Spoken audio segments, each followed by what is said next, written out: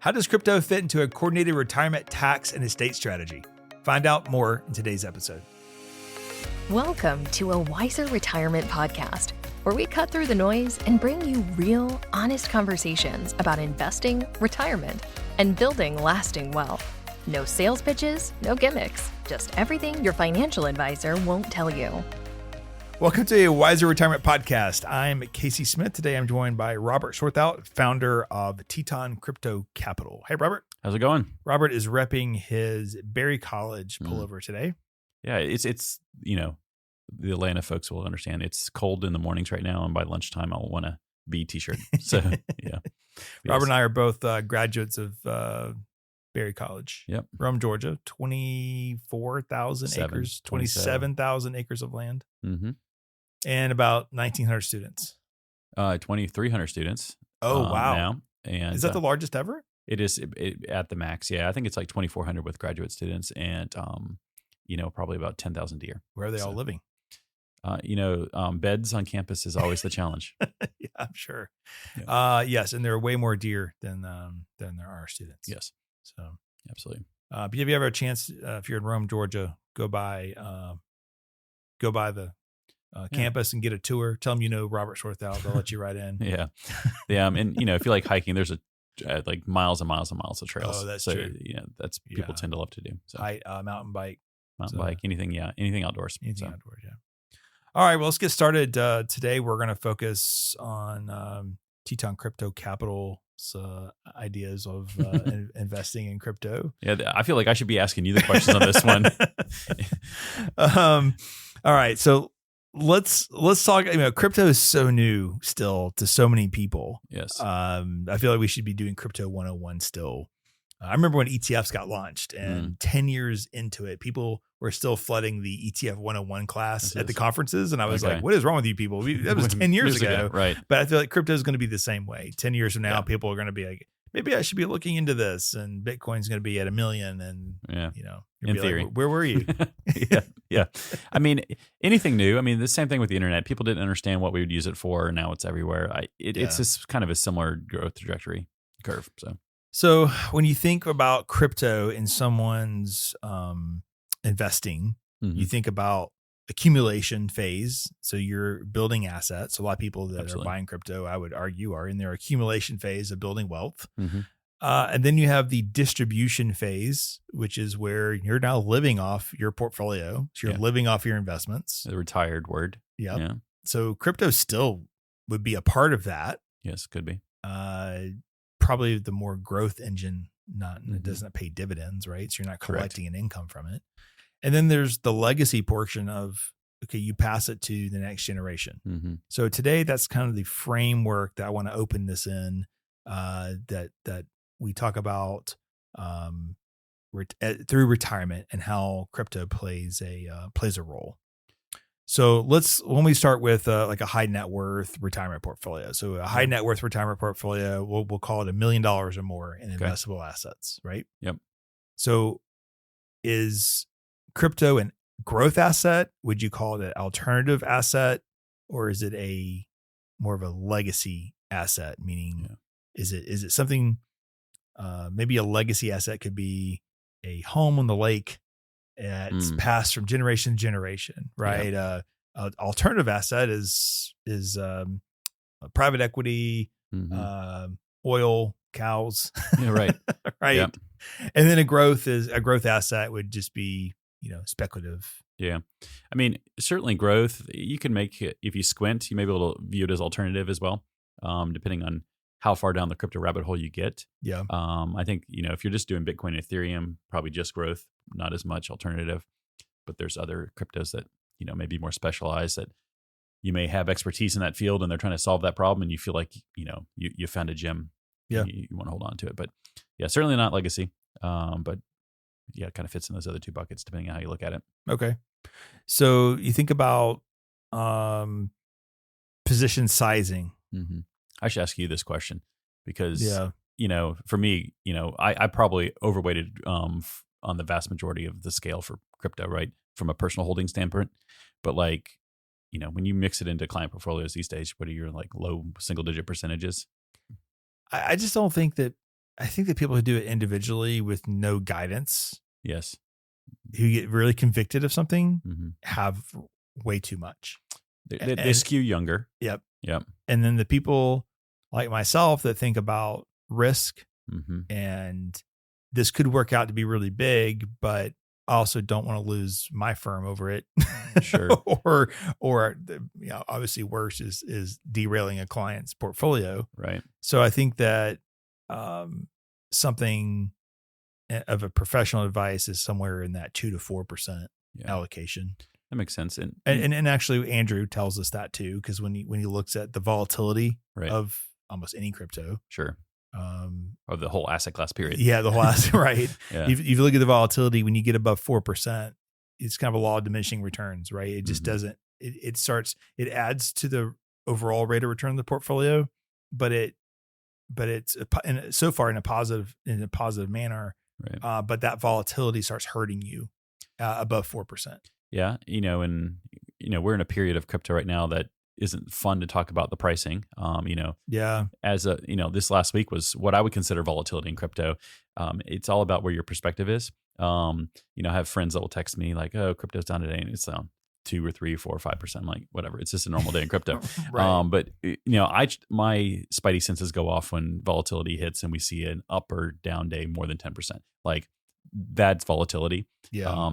And I kind of think about it if you compare it Sometimes to in the opposite direction of the market, though. oh, absolutely. That's where Crypto's people- been all over the And place that's where lately. people can't they're like, wait, the crypto's down 10% today, but the market was up 3%. So Right. how is this happening? So like I kind of think about like an above average day in a stock market is probably a plus 1% day, right? Like Yeah. crypto, if it kind of a 10x multiplier for me, at least in my mind, that's what triggers it for me.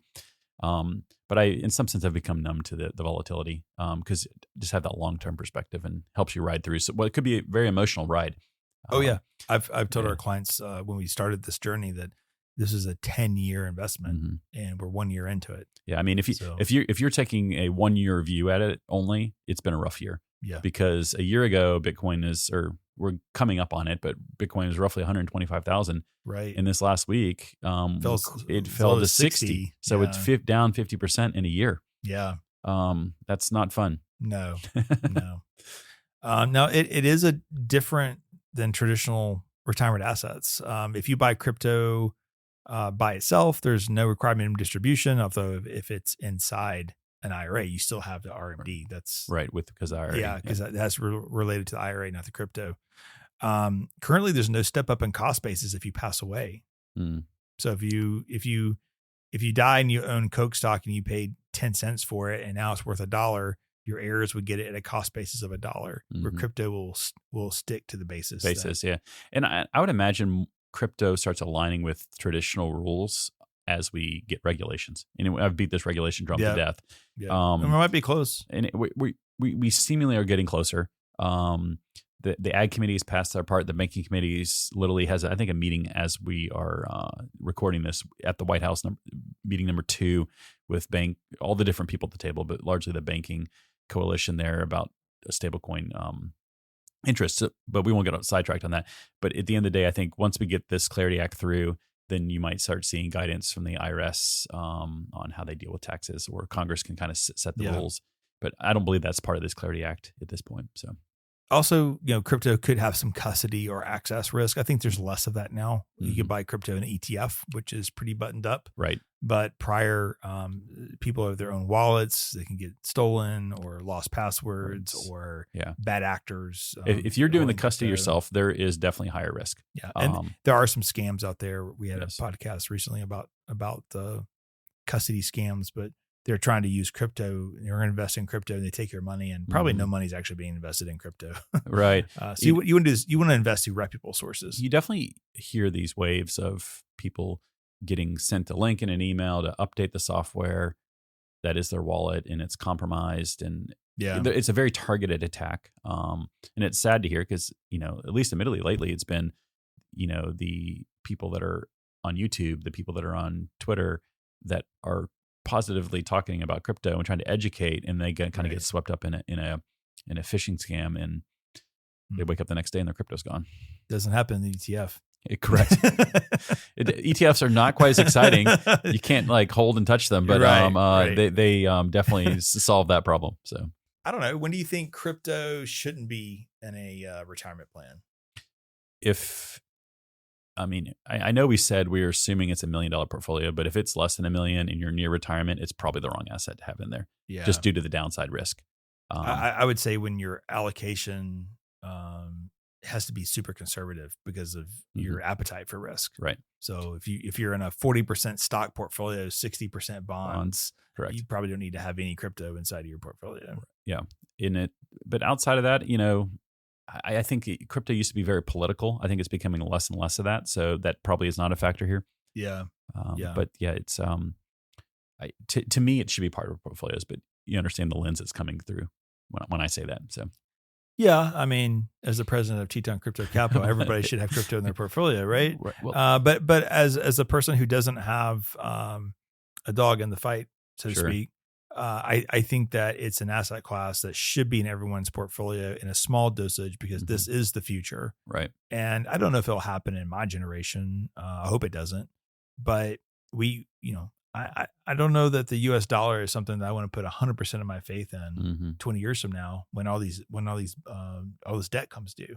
Correct. So having a Bitcoin, something that doesn't duplicate, right, is a finite number, makes sense to me in a small percentage as we see how all this plays out.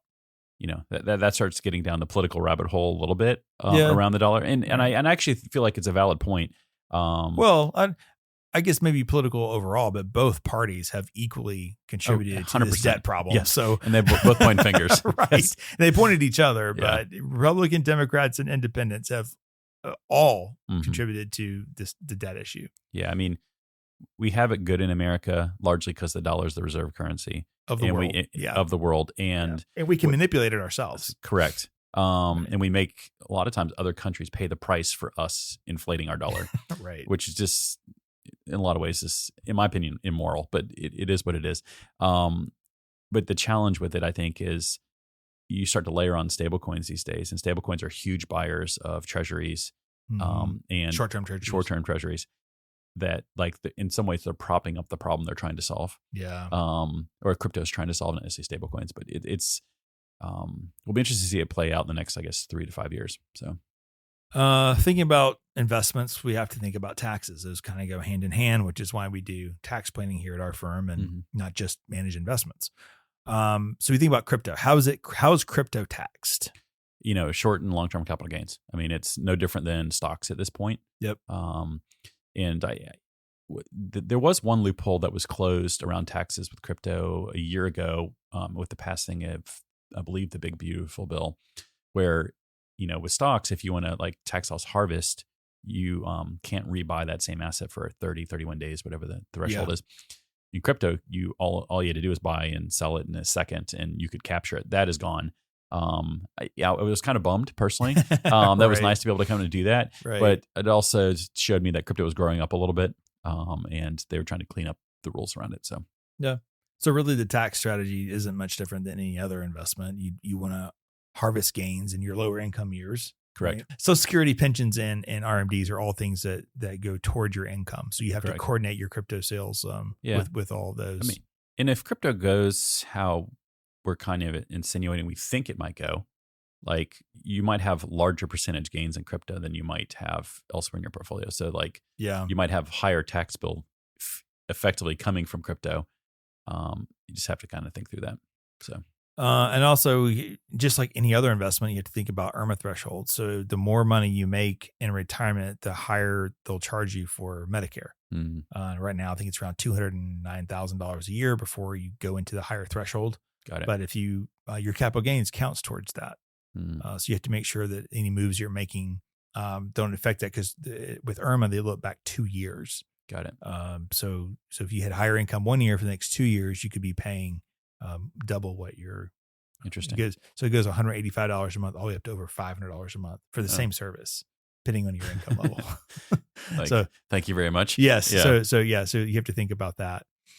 What do you think some common tax mistakes high net worth individuals are making with crypto? Have you seen anything that was like, Well, for the longest time, the mistakes I saw people, and whether they're a high net worth or not, I'm not certain of, is just people like thought, oh, well, crypto, I can hide my cryptos. I can hide these, so I don't need to pay the tax on these gains, which is just straight dumb.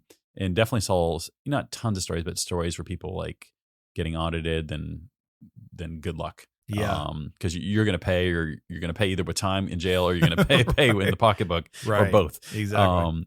But I think that if people are doing their crypto kind of the vanilla way these days, so doing it through an ETF, taxes are easy. Yeah. You start getting into more exotic crypto products, and taxes are still an absolute pain, because there could be a million transactions. And there's no 1099 issued by anybody. You have to go figure it out yourself. I mean, if you stay all within, say, Coinbase's walled garden, they can issue a 1099. But you start moving crypto around, doing stuff on DeFi, so it's kind of on the blockchain, kind of. And again, this is where the Clarity Act, I think, is going to help in some cases. Yeah. Like following basis is really tough, and there's software out that tries to do it, but it gets complex, and they can generate different tax, like a 1099 effectively for you that is crypto focused. There's I think it's 1099 DA, I think is the form. Yeah. And kind of help with that, but generally taxes are a non-event these days. Before we jump back into the episode, do you know if you are ready to take off and launch into retirement? Get your pre-retirement checklist, a free guide from Wiser Wealth Management. From cash flow to Social Security, we've got your countdown covered. Go to wiserinvestor.com/guides to download your free guide today. Now let's get back to the episode. Let's kind of fast forward to a person who's retiring. How do you return crypto into retirement income? I don't know that you should really be thinking of it that way, honestly. I think you have to think about it as your whole portfolio, right? I mean, like it's in crypto is a part of that. Yeah. I think the challenge, and there may be this interim stage in crypto kind of leading up into this withdrawal topic, is like if crypto runs hard over the next 5 years, right, 10 years, like when are you rebalancing? Like that's not necessarily in our notes here, but I think that it becomes part of this as a portfolio manager, because you could have your 3% allocation could turn into, if you don't do anything, to turn into 15% or something like. Yeah. So it's a challenge that I think everyone would welcome to have the problem, but it will. I mean, does it ever make sense to sell crypto versus you just hold it forever? This could be a whole topic for podcast right here. Well, I know, but that kind of goes into the legacy category of, so maybe it's something we just have and we build wealth with this. Or I'm going to kind of put some boxes around my answer here. So if you're buying a crypto that is an ETF, I feel like you can hold it for the long term, and you're fine, because there's rules about how they can get listed as ETFs that kind of start to help separate. Yeah. And I don't know, there's not even a dozen different tokens that have ETFs at this point. So there's not like a large pool to choose from. Right. You start getting outside of that, and say you open a Coinbase account and you start buying stuff. There's 200 or 300 different tokens. In my opinion, I don't know, at least half of those I think go to zero long term. Right. Okay. Well, you're more gambling at that point, I would say, if you're buying stuff, because they're so far down the market cap rankings that like, people are looking for the next Bitcoin. Right. I mean, they're looking for a home run, a grand slam, a lottery ticket. You probably have better odds at the casino, quite honestly. So I think that you just have to be smart about where you're buying. And I think if you stay in things that you could buy through a brokerage account, kind of use that as your, I guess, limiting threshold there, I think you would be in a better spot to not have to think about selling long term and just kind of hold. I think it's more of how you think about it. It's a tool. It's part of your portfolio. It should be on the growth side of your portfolio, and you trim it. So if it's at 4%, it grows to 10%, then you need to trim it back to 4. Right. Or if it's at 4 and it falls to 2, you would add 2% more to get it back to 4. Right. I think it's more. It's a tool. I obviously for the people who have maybe 50% of net worth in these things, then that's you need to have some type of a sell strategy. Yeah.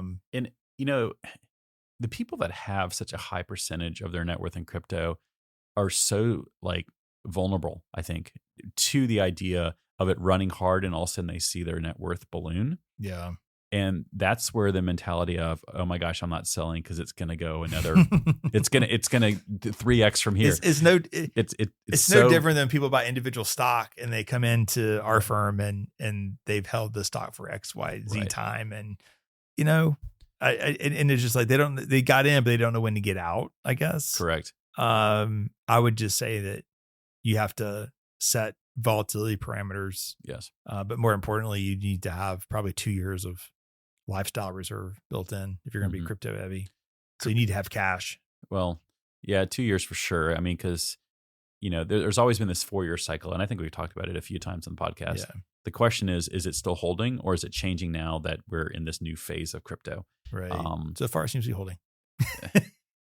Depending on how you squint to look at it. In 1 week. In 1 week, yes.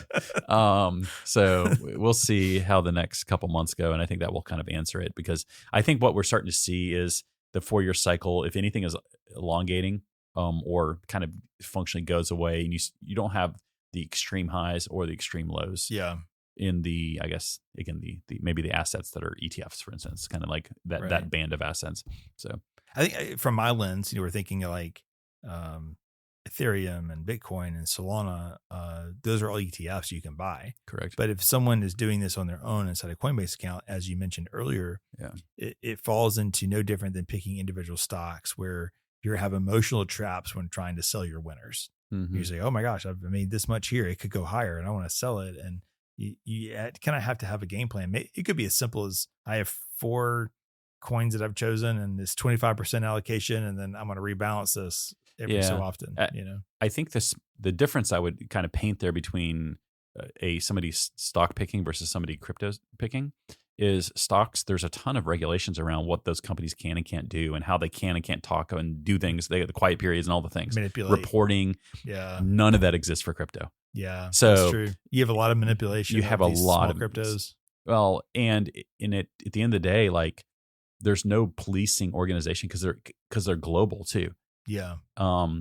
Just because it's listed on Coinbase doesn't mean that it's like some like ordained safe, right? Right. Coinbase has got their rules and they've loosened them over time in Italy to get more things listed. Yeah. So the challenge is picking the right thing. So I would never suggest anyone buy something that's outside the top 100 market cap coins. I mean, there's thousands of these things. I think you start getting that far down the market cap list and the risk is incredibly high. Yeah. You have to really know what you're doing. So if you have an ETF inside your portfolio of crypto, it easily transfers to the next generation, just like anything else in your portfolio. Right. Right. Assuming that you have a revocable living trust set up or a will, even if it goes through the probate process with no will in Yep. place, it'll all be fine. Yes. Right. But the problem lies with these private wallets and Mhm. private investments, Yep. or even maybe a Coinbase account that doesn't have a login, right? 'Cause Correct. I mean, I think that you can designate. you can. You in designate Coinbase a now. person, but if you didn't designate a person, Right. you could have a problem. So that creates some estate planning challenges that I think are unique to crypto, where Mhm. that you need to make sure that there's access to those coins. Mhm. I often hear people talk about like the estate and like legacy or the passing down of crypto assets, much like people that were gold bugs that would hide gold in their house and their family members wouldn't know about it and they'd That's find right. it when they're doing the estate sale. Right. At least they could find it. Crypto, you're just not going to, I mean, unless you find the password written down somewhere, it to your point, it is gone. Yeah. It's on the blockchain, but like functionally gone to the family. So, Right. There's been big stories in the past of people Mhm. having lost. One guy threw away a password and yeah. he was offering millions of dollars to sort through it at the Well, dump. And Right. He recently gave up. He Did he spent really? like $15 million digging. He's in the UK. oh, He wow. raised money. I think it was 15 million or 50 there. But at the end of the day, he recently gave up and called it off because the Bitcoin that's on that hard drive or whatever Yeah. it is that was in the dump, I want to say it's like $300 million at this point. That's crazy. So risk That's reward. That's crazy. That wasn't necessarily like a legacy handing down. He was purely like when Bitcoin wasn't worth anything, threw it away, didn't think much of it. All of a sudden, one day, dawned on them, there's some Bitcoin. So yeah, it wasn't just sent to the dump. It'd been in the dump for a long time, right? Yeah, that's why you didn't find it. Yeah, interesting. So you think about lost assets like his, lost. That's money that can't go to the next generation. Mm-hmm. As far as gifting strategies, I don't know that it's any different than anything else that we could talk about. Yep. If you have Bitcoin or any of these coins, you can gift that into a donor advised fund, just like you could Coca-Cola stock. Yep. You could use a trust to gift it. You still have the lifetime exemption of right now it's $15 million per spouse. Mm-hmm. That crypto is subject to that limitation. Right. There's really no difference there. Yep. I think the important thing is if you have it outside a traditional platform, that's where you're going to have a third party, I think, should be storing that information for you. Yep. And you're starting to see, I wouldn't call them startups, but these businesses pop up that are trying to help with that legacy piece. Yeah. Yeah. Specifically for, holders of the self-custody. Yep. So.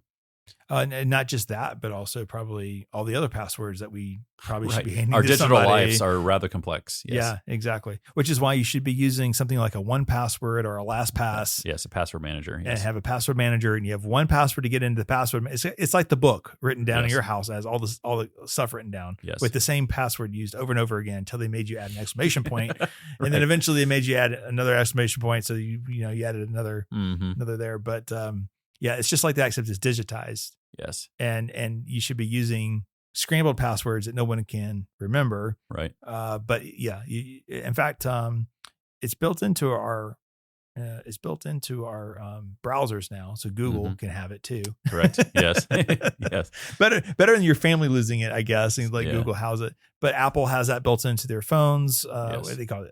Is it key something or something? Keychain, I think. Keychain. Yeah. So yeah. I would prefer to use a third party like a 1Password or a LastPass. 1Password preferably, because it's separate from the browsers and the computer, and it's stored in separate clouds. And they generally can store more than just passwords. They can store bank details. They can store. You can have a pretty good, collection of your digital life and financial life in there. Yeah, but I think that the point from the legacy standpoint is really. Nothing really changes there just because it's crypto. All the traditional vehicles that we use in planning would still apply. Mm-hmm. Which kind of takes us to our next point: risk management and planning integration. I think that custody is getting better than when we first started doing our podcast, probably 5 years ago. Right. Yeah. In fact, we had a whole podcast on where to custody stuff. I think back in the day. Coinbase seems to be the number one go-to right now. Yeah, I mean, it's certainly the biggest name brand in the U.S. to do that, and it kind of helps alleviate that as long as you're protecting your Coinbase account. Yeah, I think that's obviously they enforce that, but that I want to emphasize: just because you keep your coin on Coinbase doesn't mean that you can be lax with your password or your two-factor authentication. Right. You have to do your part. So, yeah, true. We have. There's less rules around crypto, so you had to be careful and vigilant from that standpoint. Yeah.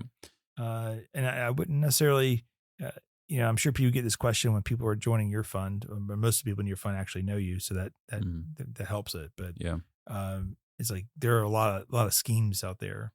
Yeah, I mean, there's movies about fund managers running off with tokens, faking their deaths, all the different things. Right. But yes, there's ways to do custody when you get into these more complex, products like a fund, where, technically I don't even control all the assets from a custody perspective. We have custody provider, and we have to bring multiple keys together, multiple passwords together to make a transaction. So it kind of gives investors a peace of mind that I can't just become a bozo and run off with things easily, but also. It kind of protects me too. So if I lose it, there's kind of this way to if I lose my part of the key, there's a way for us to kind of bring it all back together. So kind of some redundancies built in there. All right. So let's talk about some takeaways, closing thoughts. I think crypto could potentially require more planning. Depends on where it's held, Correct. what it is, Yes. right? I think that takes coordination in your planning between your financial advisor, the CPA from a tax perspective, and really the estate planning attorney from maybe having to document some of this potentially. Yeah, I would say if you're self-custodying, the complexity is way higher. If you're not self-custodying or you're doing it through an ETF, it's no different than owning some Coca-Cola stock, right? Right. So yes. Which is how, by the way, just to cut down on my phone calls, that's how we handle it all here at Wiser. Yes. We only use the ETFs. That's We don't use any third parties. So yes, it's all buttoned up very tightly. Yeah. It takes risk off at Wiser. It takes risk off the clients. It's great for everybody. But yes, it's, I hope over time crypto gets to a spot where the vast majority being, 95+% use some kind of regulated product that holds it. Mm-hmm. So custody isn't part of the conversation every time we talk about this stuff. Because, custody is important, super important, especially when it's self-custody, because you get it wrong. Either you don't get to pass it down to the next generation, or you lose it yourself. The bad scenarios are just all straight bad. There's no half bad scenario there. Right. So you just being diligent about with your planning. If you're doing self-custody, some of the ways to kind of help mitigate you yourself losing it. Yeah, you use password manager, but the backup for those wallets, you can keep on a piece of paper, for instance, with an estate attorney, or safe deposit box. There's ways to kind of push or lessen the risk because you're diversifying kind of the storage of the backup. So yeah, and I think from an investment standpoint, crypto, it doesn't make things more complicated if you're using the ETFs in a normal traditional manner. It could create more complexity, like I said, if you held it outside of your portfolio, normal portfolios. Well, thank you, Robert. If you guys want to learn more about Teton Crypto Capital, we've linked them directly into our podcast notes here.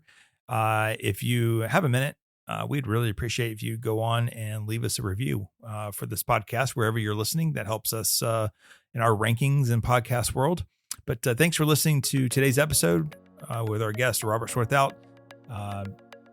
If you'd like to meet with one of our Wiser Wealth's fiduciary financial advisors to talk about crypto, or even to start your own financial planning, you can do so by going to wiserinvestor.com. Thanks, guys. We'll see you next week.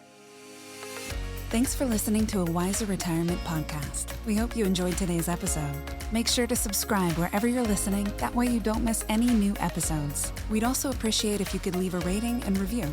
If you have any questions about anything that was discussed today, head to wiserinvestor.com and reach out. This podcast is strictly for informational purposes only and is not to be considered as investment advice or solicitation to buy or sell any financial products, securities, digital assets, or any other investment vehicles, or a basis to make any financial decisions. Wiser Wealth Management Incorporated is a registered investor advisor with the SEC. The host and/or guests may personally own securities, digital assets, or other investment vehicles mentioned on this podcast. Neither the host nor guests of the show are compensated for their participation, and no referral fees are paid to or received by any host or guest for clients, listeners, or similar interests. Investments involve risk, and unless otherwise stated, are not guaranteed. Be sure to first consult with a qualified financial advisor, tax professional, insurance professional, and/or legal professional before implementing any strategy discussed herein.